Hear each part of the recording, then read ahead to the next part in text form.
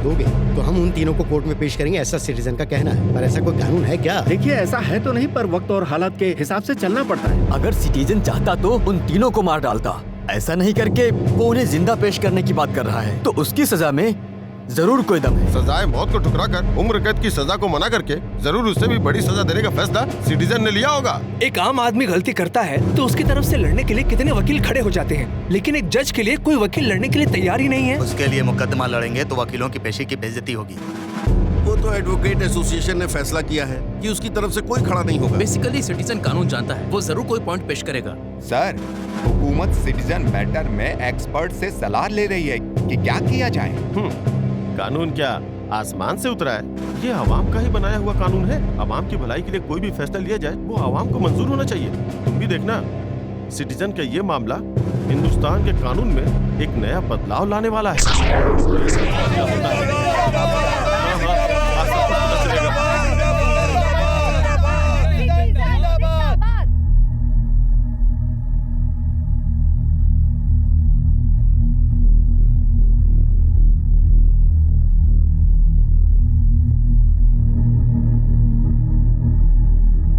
अपने हुकूकों का गलत इस्तेमाल करना एक संगीन जुर्म है। सरकारी पैसों की हेरा फेरी करके एक पूरे ही गांव को मिटाकर गुनाह करने वाले इन लोगों के लिए आप लोगों की नजर में कौन सी सजा होनी चाहिए? Objection my Lord. Mister public prosecutor, कानून पर जितना हक आपका है उतना ही हक गुनहगारों का भी है। आपकी बातों को जितनी इज्जत अदालत देती है उतनी ही इज्जत कटघरे में खड़े मुजरिम को भी देना अदालत की जिम्मेदारी है। इसीलिए अदालत आपसे गुजारिश करती है कि अपनी बातें कहने के साथ साथ इनकी बातें भी सुनने की मेहरबानी करें। You may proceed.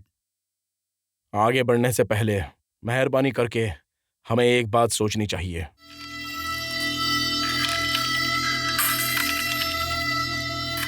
इन जैसे हुकूमत के ओहदेदारों को पैसों की भूख क्यों होती है? ओहदे का गुरूर क्यों होता है? अना क्यों होता है? अपनी ताकत पर घमंड क्यों है? अपनी ही हुकूमत के पैसों को क्यों लूटते हैं? एक आदमी इतना पैसा खाता है? नहीं, उसका खानदान, उसके रिश्तेदार, सगे करीबी। लूटे हुए पैसों से अय्याशी, बड़े लोगों से ताल्लुकात, सालगिरह का जश्न, वालिद का अमेरिका में इलाज, वालदा के लिए 5-6 बंगलो, भाई के लिए स्टेट, बहन के लिए जेवर, साली को घर, साले के लिए लॉरी, रखेल 5 स्टार होटल की विस्की की बोतल और लड़कियों के साथ अय्याशी। इन सब चीजों के लिए वो चोरी करता है। 10 लोगों की खुशियों के लिए लाखों लोगों के काम आने वाली तदबीरों को मिटाने वाले लोग मिनिस्टर्स नहीं, ये ओहदेदार हैं। अगर आगे ऐसा होने से रोकना चाहते हैं तो मुस्तकबिल में किसी भी हुकूमती ओहदेदार को गलती करने से कब्ल रोकना होगा। ये कलेक्टर, ये डीजीपी और ये जज, इनके ओहदे छीनकर इन्हें निकाल देना चाहिए।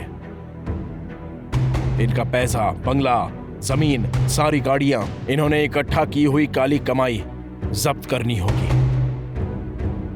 इस मुल्क में रहते हुए भी इन लोगों ने अपने मुल्क के साथ गद्दारी की है, इसलिए इनसे इस मुल्क की शहरियत छीन ली जाए।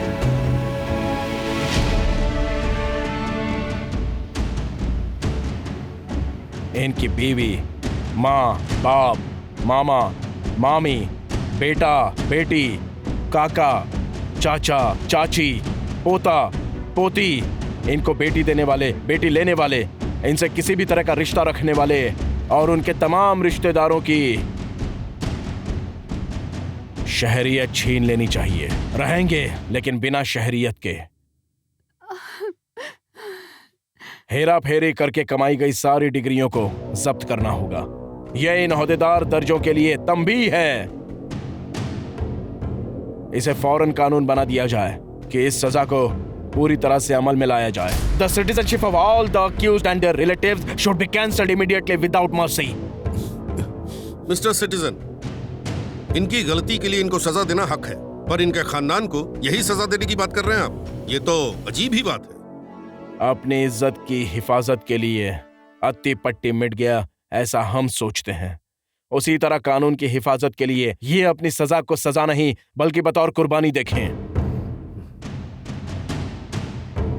बच्चों को स्कूल नहीं भेजेंगे, कॉलेज नहीं भेजेंगे तो वो सब जाहिल रह जाएंगे ना। तबीयत खराब होने पे अस्पताल में दाखिल नहीं कर सकते। कॉर्पोरेशन का पानी भी बंद करवा दो। हाँ, सही सोच बात कर है। ही कितनी शर्म आती है। हाँ, हाँ। सिटीजन का फैसला सही है। चोरी के पैसे से एसी बंगला खरीदा, एसी रूम में सोया। ये सब तो तभी हो सकता है ना जब वो यहाँ पर रहे। अगर विदेश कैसे जा सकते हैं? ऐसा चलेगा तो हम लोग कैसे जिएंगे? देश में हमारा भी तो हक ऐसा है। करना होगा, नहीं तो हिंदुस्तान के नक्शे से जैसे अत्ती पट्टी मिट गया, वैसे ही दुनिया के नक्शे से हिंदुस्तान का नामो निशान मिट जाएगा। नहीं माय लॉर्ड, इसकी कई हुई सजा हमें मत दीजिएगा। हमारी गलती की सजा हमारे बीवी बच्चों को क्यों दी जा रही है? माय लॉर्ड, प्लीज हम पर रहम कीजिए, बख्श दीजिए। बिना किसी हक के हम इस मुल्क में अपने खानदान वालों के साथ कहाँ रहेंगे, कैसे रहेंगे?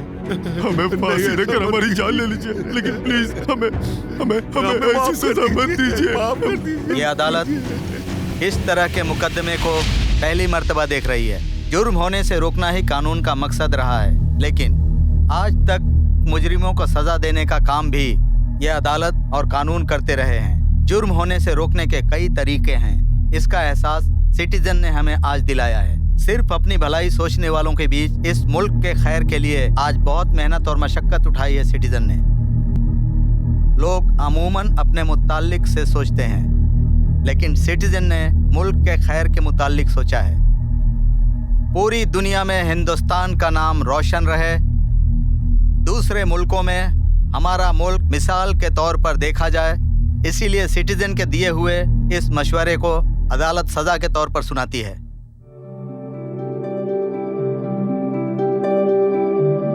उनकी कोशिशों की खातिर उन्हें शाबाशी देते हुए यह अदालत उनकी इज्जत करती है और उन्हें बाइज्जत बरी करती है।